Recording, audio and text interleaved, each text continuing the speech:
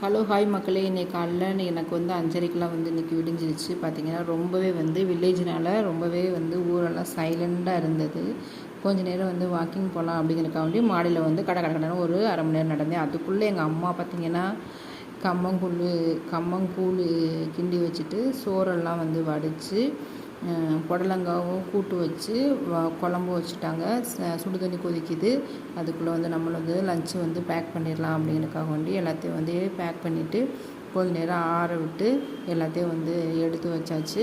அதுக்கடுத்து பார்த்திங்கன்னா தூங்கி எழுந்திரிச்சது பாயெல்லாம் வந்து சுருட்டாமல் இருந்தது.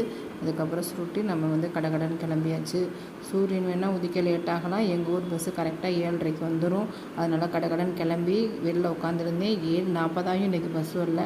அவசரப்பட்டு ஓவராக பில்டப் பண்ணிட்டோமோ அப்படின்னு நினச்சிட்டு வெயிட் பண்ணிகிட்டு இருந்தேன். இன்றைக்கி வந்து புதுசாக வந்து டிரைவர் வந்து மாறினதுனால இன்றைக்கி கொஞ்சம் பஸ் லேட்டாக வந்துச்சு. நாளைக்கு ஒரு லஞ்சு பேக்கில் பார்க்கலாம். பாய்.